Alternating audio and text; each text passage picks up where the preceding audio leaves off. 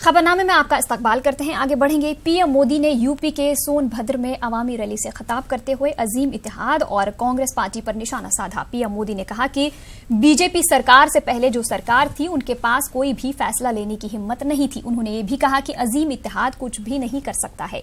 उन्होंने कांग्रेस पर तनकीद करते हुए कहा कि कांग्रेस पार्टी इख्तियार के दौरान रिश्वत में घिरी हुई थी।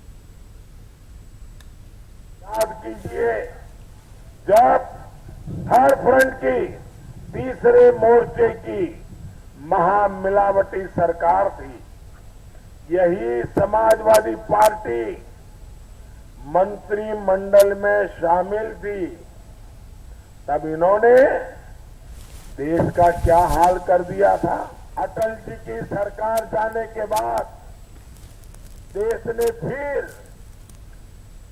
ऐसी कमजोर सरकार देखी, रिमोट कंट्रोल वाली सरकार देखी।